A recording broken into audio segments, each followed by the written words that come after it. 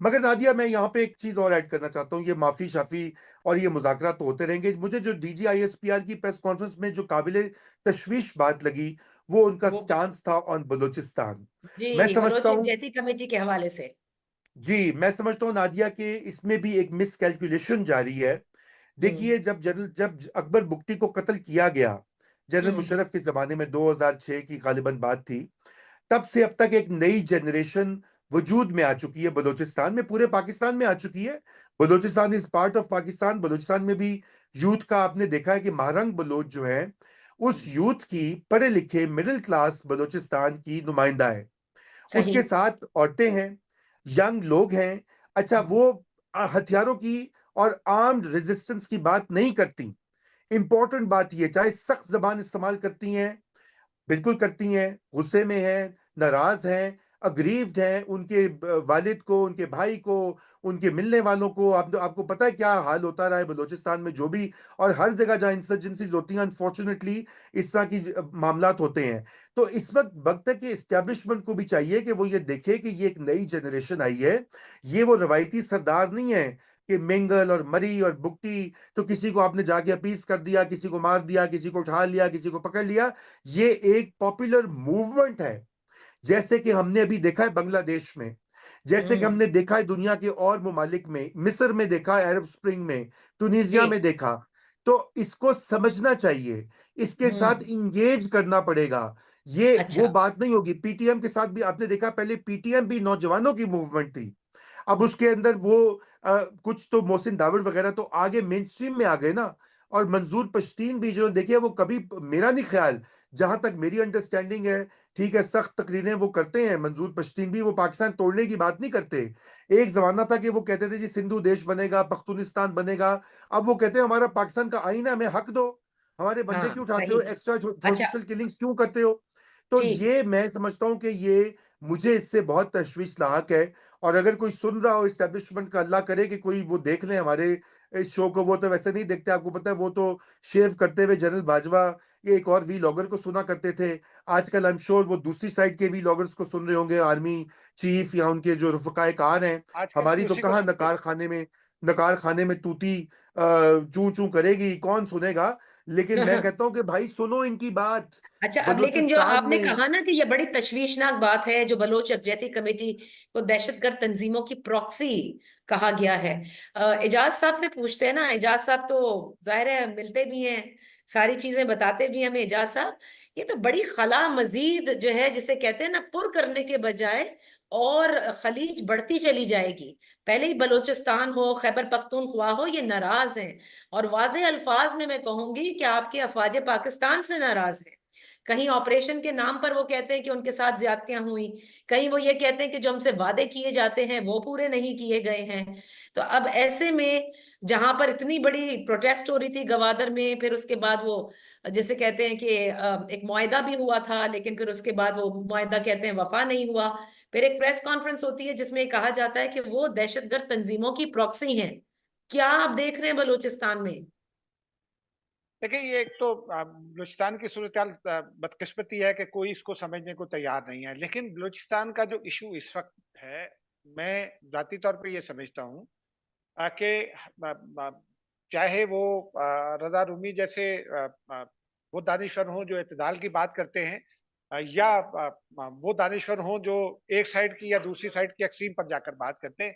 इन सबको बलूचिस्तान की सूरत हाल समझने के लिए कुछ बैकग्राउंड मीटिंग्स करनी चाहिए। मैं पिछले दिनों में हम्म। मैं पिछले दिनों में एक नशिस्त हुई है, उसमें हामिद मीर साहब भी थे, एजाज सैयद भी थे, कुछ और दोस्त भी थे। अच्छा। वो जो हामिद मीर साहब कॉलम लिखते हैं और उनको उन पर फिर बहुत सारी गुफ्तगू होती है ना, वो उनकी मालूमात वहां जाकर हमें पता चला कि हामिद मीर ने तो कुछ पढ़ा हुआ ही नहीं है सीरियसली। जो तकरीबन 3-4 घंटे की वो नशिस्त थी बलूचिस्तान के हवाले से। और उसमें और आपको पता है कि महारंग बलोच जो हैं, वो मैं अब भी इस बात का कायल हूं, और मैंने जहां वो नशिस्त थी मैंने वहां कहा भी कि अगर महारंग बलोच कराची से या क्वेटा से चलते हुए ये कहती है कि मुझे पाकिस्तान पर एतमाद है और मैं इस्लामाबाद जा रही हूँ वफाक पाकिस्तान से अपने मुतालबात सामने रखने, उसके बावजूद भी कुछ चीजें ऐसी हैं जिन पर महारंग बलोच को खुद भी सोचना चाहिए। मिसाल के तौर पे, अभी रजा ने उनके वालिद का तस्करा किया। आपको पता है कि रजा के उनके मारंग बलोच के वालिद ने, वो जो लांगो साहब थे, उन्होंने बलोच लिबरेशन आर्मी की बुनियाद रखी। और पहले उनका भी यही था कि वो जो मिसिंग पर्सन है, लेकिन बाद पता चला कि वो तो वहां पहाड़ों पे पाए गए और लड़ते हुए पाए गए और फिर लड़ते हुए ही मारे गए थे। उनके उसके भाई का भी यही हुआ। फिर बहुत सारे लोग ऐसे हैं जिनको आप मिसिंग पर्सन में डाल देते हैं और उसके बाद पता चलता है कि कोई ईरान में मारा गया और कोई पहाड़ों में मारा गया। प्रॉब्लम ये है कि जो है ना हकीकत, वो सबसे बड़ी कैजुअलिटी है इस सूरत हाल की। अगर अगर कुछ लोग ये समझते हैं कि रियासत पाकिस्तान झूठ बोल रही है और चीजों को गलत अंदाज में पेश कर रही है, तो मैं अपनी मालूमात की बुनियाद पर यह समझता हूं कि दूसरी साइड भी उतना ही इजाज झूठ, भाई, बल्कि शायद उससे थोड़ा इजाज ज्यादा भाई, फैलाती है। इजाज भाई मेरी अर्ज सुन ले जरा। बात यह कि क्या मारंग बलोच ने हथियार उठाए हैं? ये तो अच्छी बात है ना कि अगर उनके मुबैना तौर पे अगर उनके वालिद और उनके भाई जो हैं वो इंसर्जेंट थे, तो मारंग बलोच तो कह रही है आइन और कानून और इंसाफ की बात कर रही है। तो ये तो एक अच्छी पॉजिटिव डेवलपमेंट है, पहली बात। दूसरी बात ये है कि आप मुझे ये बताइए कि पाकिस्तान की इस्टेब्लिशमेंट के भी तो दोहरा मयार है ना। दोहरा मयार ये कि वो लोग उधर उधर शुमाल मगरिब में जो दंगा करके वो सर काटते रहे हैं और अभी वो जाके अफगान तालिबान की पनाह में बैठे हुए हैं, उनको तो आप भाई बनाते रहे हैं। उनको तो सर पे चढ़ा के आपने तालिबान की हुकूमत दे दी, यहाँ पे जश्न मनाया और उनके लिए स्पेशल ट्रीटमेंट है, वाह वाह। और जो इधर दंगा करने वाली एक बड़ी इंतहा पसंद ग्रोह है जिनको के चेक बांट रहे थे ये, और फिर बाद में आए इन्होंने पुलिस वालों को मारा, कितने पुलिस वालों को शहीद कर दिया, कितने लोगों के डंडे मारे। फिर एक और जो प्रॉक्सी अपनी सियासी बनाई हुई थी जिन्होंने उन्होंने पेट्रोल बम मारे, उनके लिए आम माफी है, सात खून माफ है। लेकिन बलोच लड़की या लड़कियां मार्च करें तो वो प्रॉक्सी गद्दार, इनको अंदर कर दो। देखिए एजाज भाई, रवैया रियासत होती है माँ जैसी, उसका माँ माँ डिस्टिंक्शन नहीं करती कि मेरा ये बच्चा जो है ये अच्छा है या बुरा है, ये गोरा है या काला है। सब पाकिस्तानी, बलोच हो, सिंधी हो, पंजाबी हो, वो रियासत के लिए बराबर होने चाहिए, चाहे वो अदलिया हो, चाहे वो फौज हो, चाहे वो कोई और हो। यही अदलिया है ना कि हर केस में बेल देती है पंजाब के पॉलिटिशियंस को, सब केस माफ हो जाते हैं, उनके करप्शन के केस फारिग हो जाते हैं, 20-20 जमानतें एक दिन में होती हैं। और यही यही अदलिया के बलोच मिसिंग पर्सन को एक को नहीं वापस ला सकी, या बुलाए ना इनको भी, फिर वही मयार अपनाए ना। देखें वो ये कहते हैं, मैं आपकी बात for the sake of argument मान भी लूं कि वो फॉरेन प्रॉक्सी हैं, फर्ज कीजिए, हकीकत भी है, तो फिर बात यह है कि वो जो तालिबान जो ऑफशूट है, क्या वो प्रॉक्सी नहीं है? क्या उनके डांडे यही एस्टेब्लिशमेंट कहती रही है कि टीटीपी को इंडिया सपोर्ट करती रही है? यही एस्टेब्लिशमेंट ने कहा कि टीटीपी को सीआईए सपोर्ट करती रही है? हमसे बहस होती एनडीएस रही है, सपोर्ट आपके करती बयान। रही है, रॉ सपोर्ट जी करते रहे हैं, मुस्तकिल हाँ, यही कहा गया है तो ना। वाह। देखिए ना, तो मैं ये तो कमाल की बात हुई। तो एनीवे, मैं ज्यादा लंबी बात नहीं अब करना एजाज चाहता, साहब मैंने इसके कहा। मैंने ऊपर शुरू में रिस्पॉन्ड करना चाह रहे हैं जरा। मैंने मैंने जी शुरू में ही ये कहा कि मेरा ये आर्गुमेंट भी हुआ है कई मोतबर लोगों के साथ। यूं समझिए कि जो मुल्क की टॉप क्रीम है उनमें से चंद लोगों के साथ मेरा ये आर्गुमेंट भी हुआ है। मैंने उनको ये कहा कि जब महारंग यहाँ आ रही थी, तो यहाँ अगर पॉलिटिकली अगर आप इसको डील करते, इस्लामाबाद में देगें पक रही होती, कैंप लगा रहे होते और आप ये ऐलान करते कि प्राइम मिनिस्टर काकड़ जो है वो 6 रुकनी 10 रुकनी वफ्द से मिलेंगे और हुकूमत उनकी मेजबानी करेगी, तो बिल्कुल रिएक्शन और जाता। लेकिन आपने रात के 2 बजे, वो भी सर्दियों में, आपने जब वाटर कैनन इस्तेमाल किया, आपने डीसी के हवाले कर दिया। बुनियादी तौर पर डीसी की जो तरबियत है, वो उसका पहला हथियार वाटर कैनन ही होता है। उसको पॉलिटिकली मदाखलत करना नहीं आते हैं। ये हर जगह हमने आजमाया है। लेकिन प्रॉब्लम ये है कि मेरा मौकफ ये है कि जब आप मदाखलत में बैठते हैं या उससे पहले, अगर महारंग बलोच भी उसी तरह का झूठ बोलेगी जैसे कि फॉर दैट मैटर कोई रियासती अमलदार बोलता है, तो फिर मैं किसके ऊपर एतबार करूं? मेरा मसला तो ये है ना एतबार की बात कि नहीं देखिए। नहीं जी, नहीं नहीं, ये बोले बड़ी बोले जरूरी जी बात है। रजा। ये बहुत जरूरी बात है। उसकी वजह ये है कि जब आप गवादर कॉम्प्लेक्स पर हमला करने वाले को कहते हैं, आप उसका नाम मिसिंग पर्सन में शामिल करते हैं, और वो गवादर कॉम्प्लेक्स पर हमला करते हुए मारा जाता है, लड़ाई करते हुए, और उस वीडियो में लड़ाई करते हुए दिखता है कि मारा गया है, अच्छा तो फिर मुझे लोग ये कैसे बताइए, आपकी बात पर एतबार करेंगे? मुझे ये और फिर बताइए जब कि आप टीएलपी ने, नहीं जी, टीएलपी ने 3 यहाँ पे धरने किए, इमरान खान की हुकूमत में 2 किए।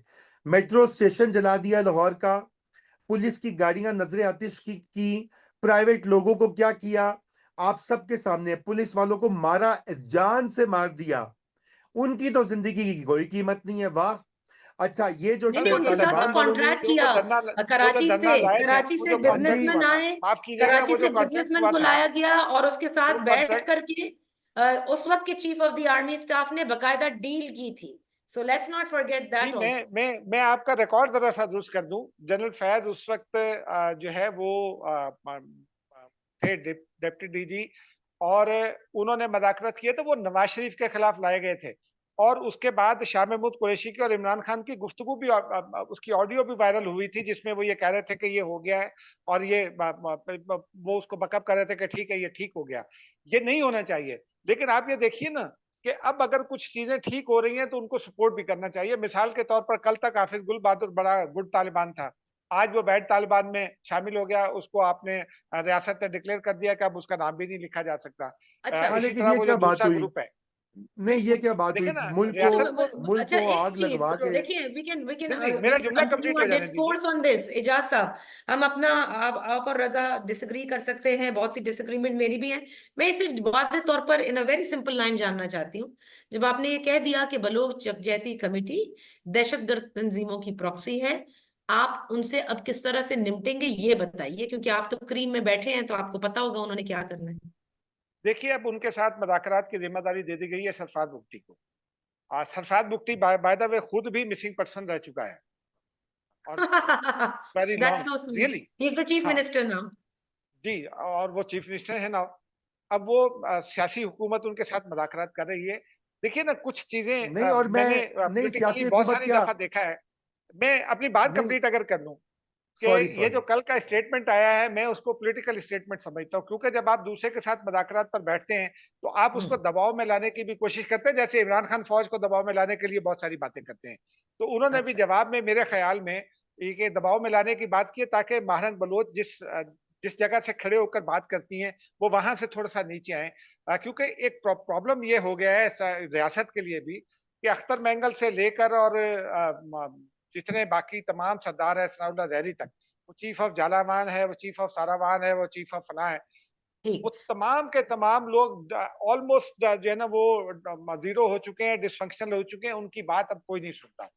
पहली बार डॉक्टर अल्लाह नदर ने उनको नुकसान पहुंचाया था, अब उनको मारंग मारंग बलोच ने उनको पॉलिटिकली बिल्कुल जीरो कर दिया है, और वो लोग अपनी पॉलिटिकल स्पेस गेन करने की कोशिश कर रहे हैं। लेकिन महारंग बलोच इस वक्त जो बलूचिस्तान की पॉलिटिकल एस्टेब्लिशमेंट है, वो महारंग बलोच की शक्ल में सामने है।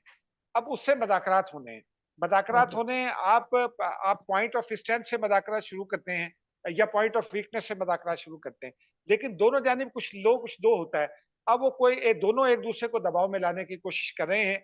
मारंग बलोच भी रियासत पर यकीन रखती है, ये जबरदस्त बात है, और मैंने शुरू में इसको सपोर्ट भी किया था। मैं लेकिन यही मारंग बात बलोच कहता को हूं। थोड़ा नीचे आना ठीक। पड़ेगा। और मैं ओके। ये जाती तौर पर ये समझता हूँ, मेरी राय ये है कि मारंग बलोच को नीचे लाने के लिए ये स्टेटमेंट दी गई है, क्योंकि ये जो बलोच यकजहती कमेटी ने जो ये वादा किया था कि वो पीसफुल रखेंगे, और हालांकि ओके। उनको ये ऑफर की गई थी कि वो एक और जगह उनको सजेस्ट की गई थी, वो वादा बलोच यकजहती कमेटी पूरा नहीं कर सकी। वो उन्होंने वायलेंस फैलाया, उस वायलेंस के नतीजे में एक बलोच फौजी ही मारा गया, वो बेचारा शहीद हुआ और शिबी में पहुंचा। 6-8 बल्कि 16 लोग जख्मी भी हुए, दूसरे सिविलियंस भी जख्मी हुए उसके नतीजे में। लेकिन जो तोड़ फोड़ की गई, जिन सिविलियंस की उनको नुकसान पहुंचाया गया, फिर मारंग बलोच ने, आज तक ये बड़ा सवाल है और ये मेरा भी सवाल है, मैंने यहाँ ओके। भी मारंग बलोच से पूछने की कोशिश की थी कि बलूचिस्तान में पंजाब का आम आदमी जो बेचारा जाता है मजदूरी करने, या वो बलूचिस्तान से गुजर कर ईरान जाता है ज़ियारतों पर, या इराक जाता है ज़ियारतों पर, उसका क्या कसूर है कि आप उसको उसका शनाख्ती कार्ड देकर गोली मार देते हैं? ऐसे सैकड़ों लोग मारे जा चुके हैं ना अब तक, 200-250 से ज्यादा लोग मारे गए हैं। उसके बारे में कोई दानिश्वर बात नहीं करता उनसे, सही। ना एजाज साहब, हामिद मीर बिल्कुल उस ये पर बहुत बात सारे करते हैं, ना कोई मसाइल और हैं बात। बलूचिस्तान के, माजरत के साथ, कि वक्त बिल्कुल खत्म